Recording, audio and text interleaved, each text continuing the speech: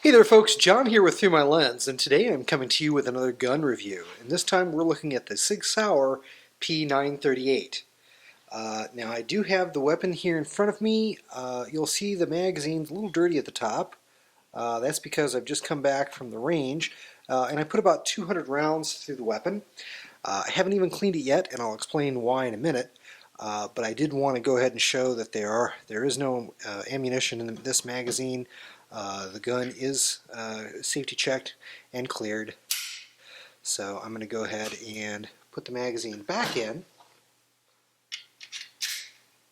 for the discussion for the rest of the review, because I'm going to be doing some size comparisons. So if you're a reader of ThruMyLens, or perhaps have seen the video supplement review, you'll know that I have a Sig P938, this gun, which is basically the same as the 938 that's here in frame, only the 238, the predecessor to the 938. The earlier model, the 238, is chambered in 380. And I've been carrying that for a long time. It's kind of my my lazy man's carry. Most of the time I try to be good about when I do conceal carry. I do try to carry my Smith & Wesson M&P 9C in a outside the waistband holster with a gun belt. But sometimes you just don't want to dress around your gun. Sometimes you just want to run out of the house quickly, and you want to just be able to grab and go.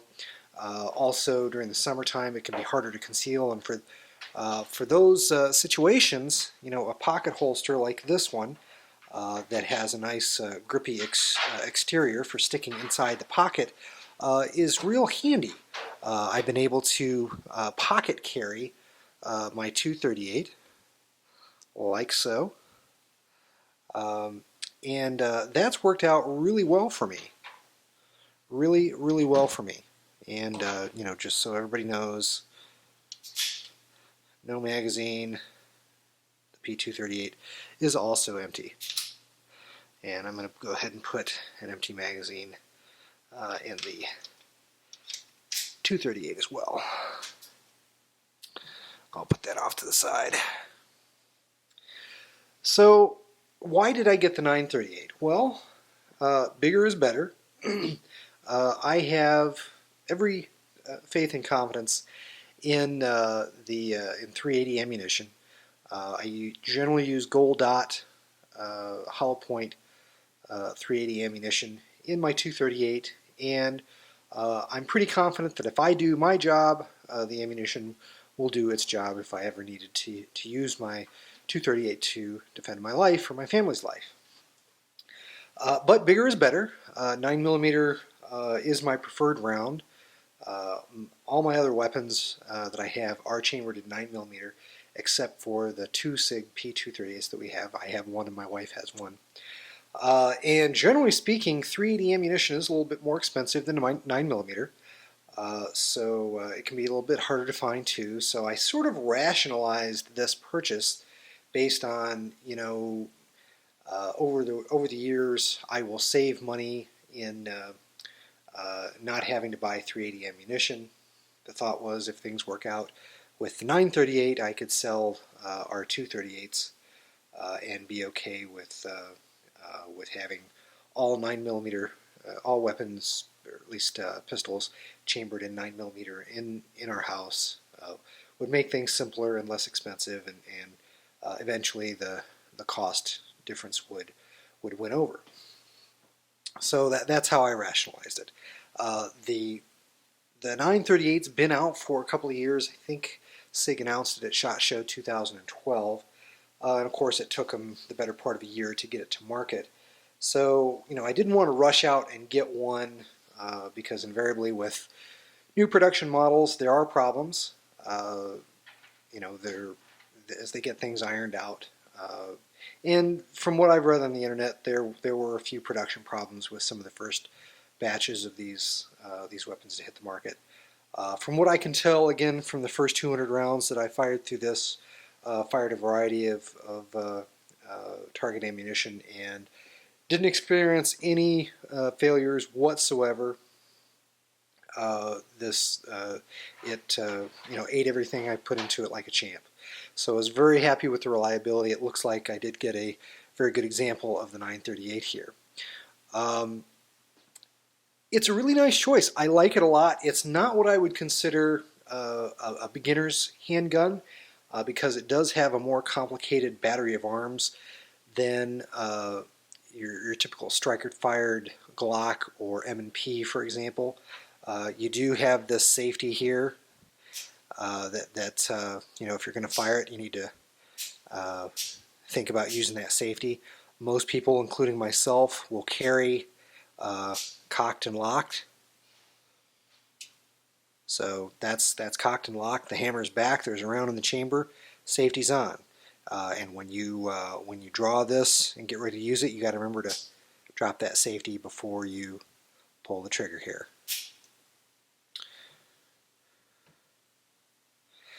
So, again, when I teach concealed carry classes, and this isn't a weapon that I recommend because I think there are simpler choices, but for me, this is one of the smallest, thinnest carryable firearms. Again, I can very easily pocket carry this, even in Dockers or dress pants. So that really makes it a very desirable choice for me. That's one of the reasons why I picked it up. And I've enjoyed doing that with the P938.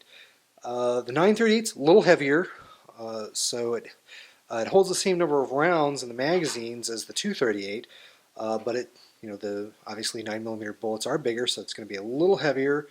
The gun itself is a little heavier. I didn't notice the weight difference too badly wearing tactical style, cargo kind of style pants. So I'm going to try carrying it in more dress pants to see if I notice a big difference. The shooting experience was interesting for me. For one thing, one of the things I did not like is the fact that the trigger on the 938 is a lot heavier than on the 238. Now, at this point, let me recommend that if you haven't already, go over to ThruMyLens.org and read the written photo review on the 938 that I did. This video is intended to just be a supplement to that written photo review. You'll find a lot of specifications and detailed information in the written photo review that you will not find in this video. This is basically just getting kind of some of my thoughts out there in video format, and I'll do some size comparisons for folks who would like to see the difference between the 238 and the 938. But the 238 does have a lighter trigger. I don't have the numbers in front of me, but I can tell you that it felt at least a couple of pounds heavier than what I'm used to. Did it affect my accuracy? Not tremendously, no. It was something I just had to get used to. It was just, wow, I could really feel the fact that that trigger is heavier.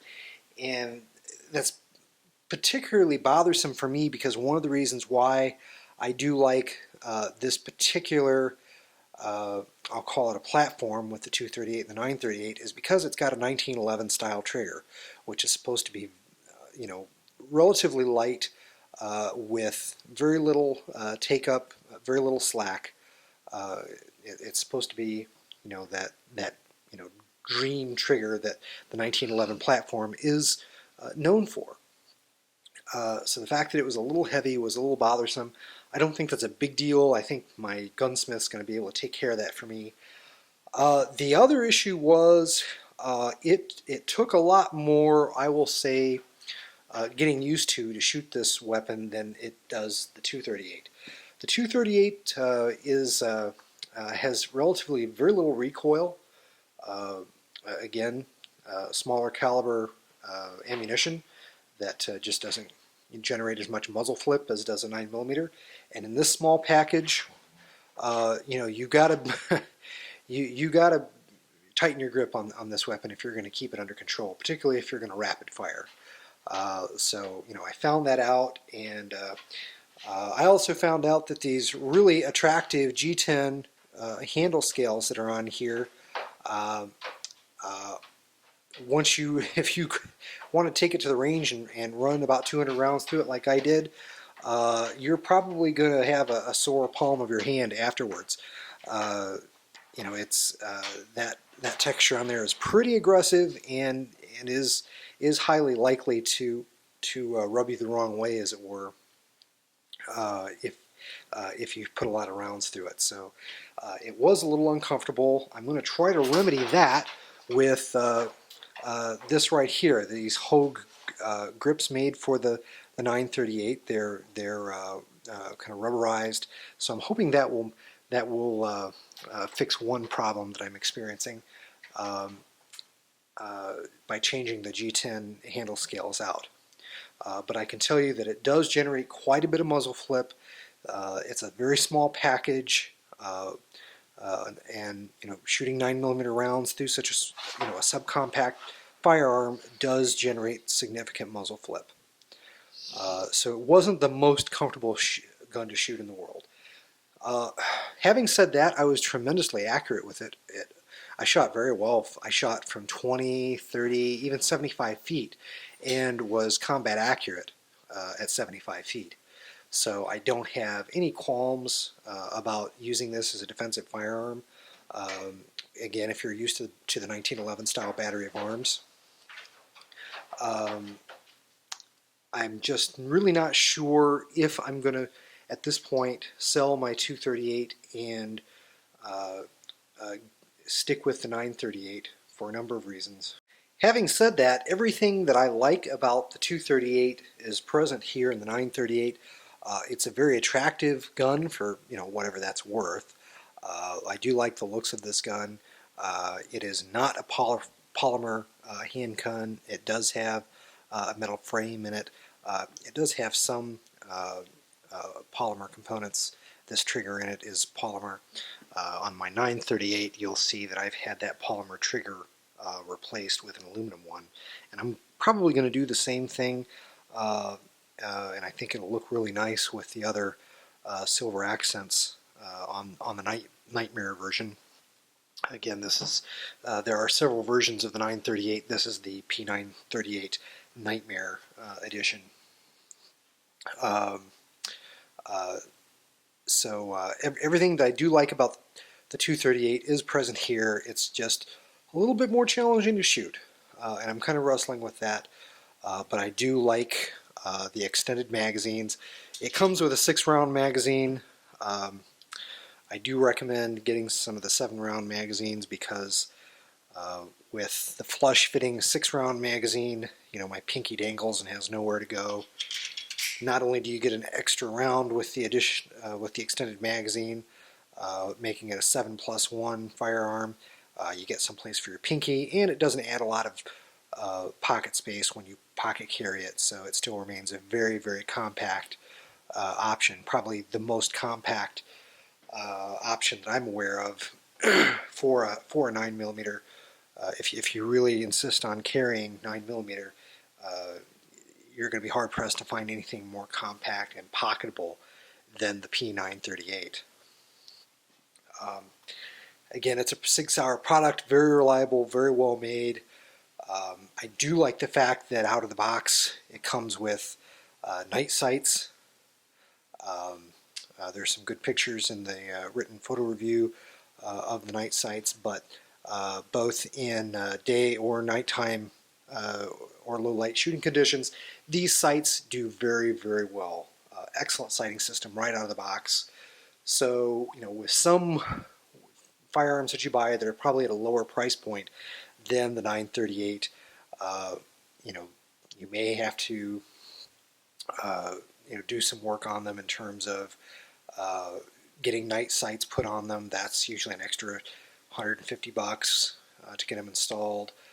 You may want to do some work to make it more grippier. Some people have work done on the polymer frame to make the gun more grippy. That's not a problem. If anything, these G10 handle scales in the Nightmare Edition are a little too aggressive. Again, out of the box, this gun's pretty ready to go, except for the fact that the Nightmare Edition that I purchased. I don't know if this is universal or not, but mine only came with the 6-round magazine, one magazine. This is like, I think, about an $800 retail firearm. I'll put an annotation in the video with the retail price, but I can't believe Sig only included one magazine with this weapon. That really surprised me. But I did order a few of the extended magazines. So price is an issue. Obviously, with Sig is very proud of their firearms, so price is going to be an issue with this. I picked, again, this one's brand new, but I picked it up off a gun broker at a substantially discounted rate. So I think I got a really good deal on the gun. What else? Just a couple things I want to change. I want to put the Hogue grips on here. I want to change out the trigger, have my local gunsmith see if he can take a couple pounds off that trigger. Then I think I'll be much happier with it. If not, I may decide to go back to the P938. So we're kind of in a wait and see mode. But there's a good overview. Again, this is a video supplement to the written photo review that's found on ThruMyLens. Stay tuned for more updates regarding the 938 as I make changes and make it a little bit more to my liking. Take care, God bless, we'll see you in the next video.